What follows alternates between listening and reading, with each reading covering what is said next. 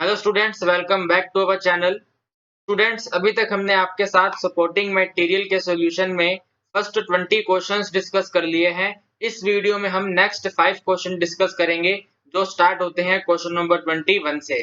तो question number 21 हमारी screen पर ये रहा। सिंपल सा हमें मल्टीप्लाई करना है और बताना है कि किस ऑप्शन से मैच होगा। तो हमें मल्टीप्लाई करना है √6 को √8 से।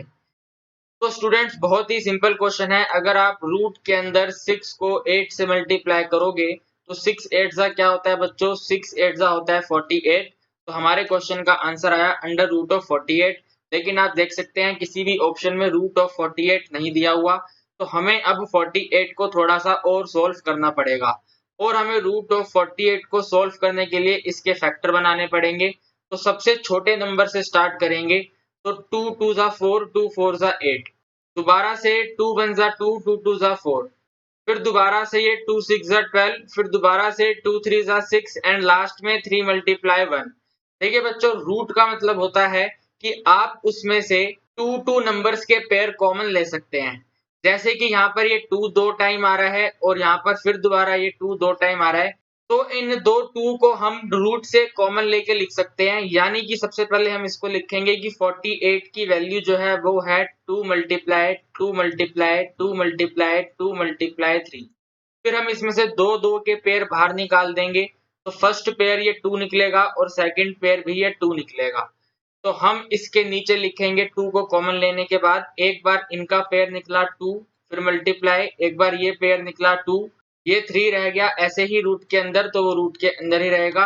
2 को 2 से मल्टीप्लाई करेंगे तो 4√3 हमारे क्वेश्चन का आंसर बनेगा, जो है ऑप्शन नंबर बी में। बहुत ही सिंपल क्वेश्चन था, हमने मल्टीप्लाई करा और फाइनल आंसर आ गया 4√3। फिर बच्चों, क्वेश्चन नंबर 22 में एक छोटी सी मिस्टेक है। क्वेश्चन नंबर 22 में आप इस ऑप्शन सी जो 19 लिखा हुआ है, इस 19 को क्रॉस करके यहाँ पे लिख दो 10। और अब आप क्वेश्चन पढ़ो। क्वेश्चन के अंदर हमें परिमेयकरण करना है। परिमेयकरण करने के बाद क्वेश्चन के अंदर जो हर आएगा हमें वो बताना है क्या होगा।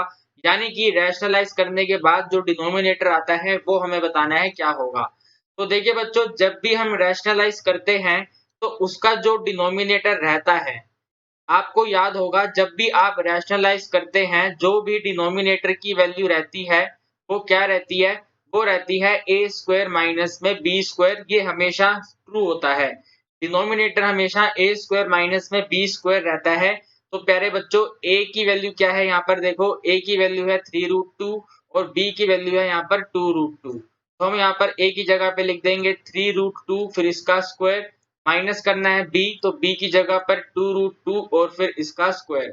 जब बच्चों a का स्क्वायर करेंगे यानी कि 3√2 का स्क्वायर करेंगे तो 3 का स्क्वायर 9 मल्टीप्लाई √2 का स्क्वायर करेंगे तो रूट और स्क्वायर एक दूसरे से कैंसिल होते हैं। मैंने क्या बोला आपको? अगर आप √2 का स्क्वायर करेंगे तो ये स्क्वायर और ये रूट कैंसिल होकर आपके पास आंसर बना देंगे 2।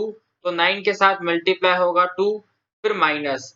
फिर देखो यहाँ पर ये 2 है तो 2 का स्क्वायर 4 और रूट और स्क्वायर कैंसिल होकर आंसर बना देंगे 2। तो अब आप इसको मल्टीप्लाई करके सोल्व कर लो। तो 9 2 जा 18 एंड 4 2 जा 8, तो आपका आंसर आ गया 10। यानी कि हमारे क्वेश्चन का आंसर है ऑप्शन नंबर सी, जो मैंने आपको चेंज करवाया है, that is 10।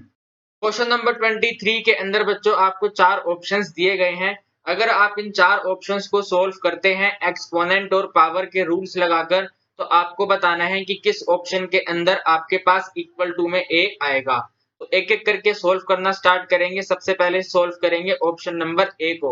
Option number A है a की पावर 10 डिवाइडेड बाय 6, फिर बीच में है माइनस a की पावर 4 डिवाइडेड बाय 6। मेरी बात को ध्यान से सुनना प्यारे बच्चों, जब भी आपके पास बीच में माइनस आए, एक्सपोनेंट और पावर आए, तो ऐसा कोई फॉर्मूला नहीं है जो इन दोनों पावर को एक दूसरे से माइनस करवा दे। यानी कि ऑप्शन नंबर ए को हम सोल्व नहीं कर सकते। फिर ऑप्शन नंबर बी पर बढ़ेंगे। ऑप्शन नंबर बी है, यहाँ पर लिखा हुआ है 12, फिर ये ऐसे रूट का साइन है, यहाँ पर है a की पावर 4 और फिर इसकी भी पावर है 1 डिवाइडेड बाय 3।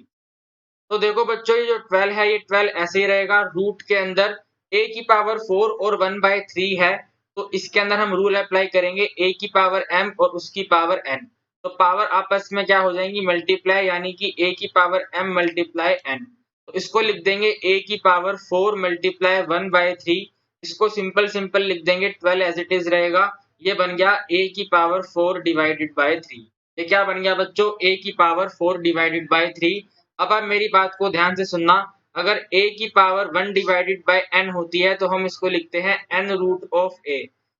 ये एक प्रॉपर्टी होती है, इसको nth रूट कहते हैं। अगर a की पावर 1 बाय n होती है तो उसको हम लिखते हैं n रूट a।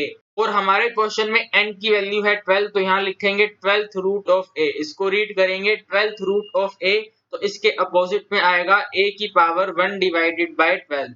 जो यहाँ पे n डिवीजन में है वो यहाँ पर n इसके रूट में होता है। तो हमारे क्वेश्चन के अंदर n 12 था, तो इसके डिनोमिनेटर में भी n 12 आएगा। तो हमारे पास ये वैल्यू बन जाएगी a की पावर, पहले तो ये 4/3 और इसकी फिर होल पावर 1/n लिखना है, n की जगह पे लिखेंगे 1 डिवाइडेड बाय 12। और अब दोबारा से आप जो रूल हमने पहले अप्लाई किया था वो रूल दोबारा अप्लाई कर दो, तो ये बन जाएगा प्यारे बच्चों a की power 4 divided by 3 multiply 1 divided by 12। 4 से 12 कैंसिल 3 पर, तो हमारे क्वेश्चन का आंसर बना a की पावर 1/9। लेकिन हमें क्वेश्चन कहता है कि हमारा आंसर आना चाहिए सिर्फ और सिर्फ a, यानी कि ऑप्शन बी भी हमारा गलत है। ऑप्शन बी भी हमारा गलत है, हम इसको कर देते हैं इरेज और सोल्व करेंगे अब ऑप्शन नंबर सी को। ऑप्शन नंबर सी के अंदर देखो बच्चों, सबसे पहले हमें तो ये ब्रैकेट दे रखा है, ब्रैकेट के अंदर है रूट ऑफ a की पावर 3 और फिर होल पावर है 2/3। जरा ध्यान से सुनना मेरे बच्चों, जरा ध्यान से सुनना मेरी बात। ये जहां पर जो रूट लगा हुआ है इसका जो nth रूट होता है वो हमेशा 2 होता है, इसको स्क्वायर रूट बोलते हैं।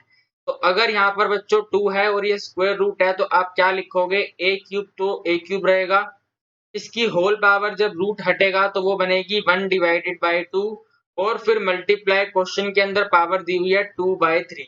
इस स्टेप को जरा ध्यान से समझना, ये जो a क्यूब था वो तो a क्यूब रहेगा, फिर ये जो रूट था स्क्वायर रूट वो बन गया 1/2, ये जो 2/3 था वो यहाँ पर आ गया 2/3।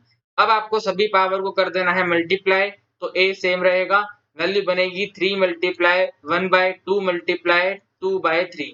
आप जरा ध्यान से देखिए, 2 से 2 कैंसिल हो गया, 3 से 3 कैंसिल हो गया, तो आपका आंसर आ गया ए। और क्वेश्चन के अंदर यही लिखा है कि बताइए कौन सा ऑप्शन ए के इक्वल है, तो सी ऑप्शन जो है वो ए के इक्वल है, तो आंसर आ गया ऑप्शन नंबर सी।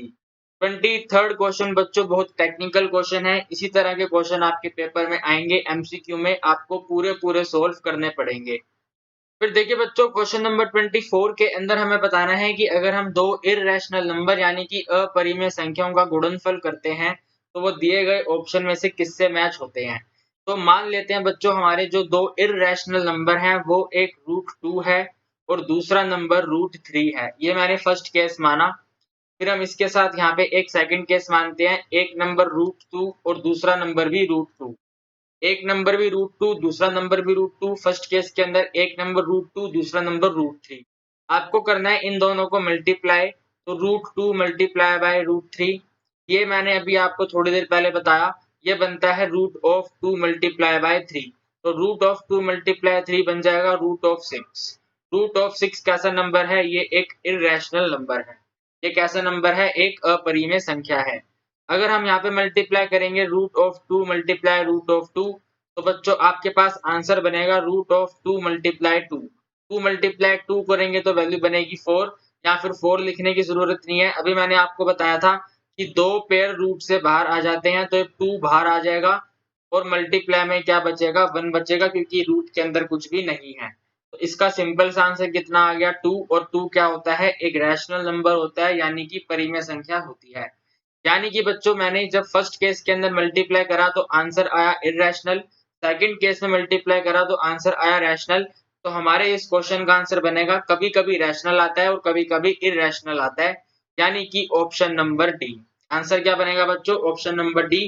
कभी कभी दोनों का गुणनफल अपरिमेय संख्या होता है और कभी कभी गुणनफल क्या होता है, परिमेय संख्या होता है, अर्थात option number D is correct answer. Then बच्चों question number 25 is last question. Question number 25 बहुत ही सिंपल है, आपको बस छोटी सी बात पता होनी चाहिए कि जो √2 की वैल्यू होती है ये 1.4 समथिंग होती है और जो √3 की वैल्यू होती है वो 1.7 समथिंग होती है। अब आपको ये बताना है कि 1.4 और 1.7 के बीच में कौन सा नंबर आएगा। एक ऐसा रैशनल नंबर बताना है जो 1.4 और 1.7 के बीच में आएगा। तो आप बच्चों मुझे ये बताओ, क्या ऑप्शन नंबर डी इन दोनों के बीच में आएगा? तो आप कहेंगे सर नहीं आएगा। ऑप्शन नंबर डी 1.8 यानी कि बड़ा नंबर है। ये जो ऑप्शन नंबर सी 1.7 लिखा हुआ है, ये 1.7 हमारे इन दो नंबर के बीच में आ जाएगा। तो हमारे आज की क्लास के लास्ट क्वेश्चन यानी कि 25 क्वेश्चन का आंसर आया है 1.5। तो स्टूडेंट्स आज की क्लास को यहीं तक रखेंगे। धीरे धीरे करके आपको कंप्लीट चैप्टर करवाया जाएगा, बल्कि आपको कंप्लीट सपोर्ट मटेरियल करवाया जाएगा। लेकिन कैसे, धीरे धीरे करके करवाएंगे ताकि आपको पढ़ने में भी इजी रहे। और अगर आप हमारे चैनल पर नए हैं तो हमारे चैनल को सब्सक्राइब कर लें और साथ में दिए गए बेल आइकन को प्रेस कर लें, जिससे कि सपोर्टिंग मटेरियल की वीडियो की अपडेट सबसे पहले आपको मिले। तो स्टूडेंट्स आज के लिए इतना ही। Till then bye bye, good night, take care.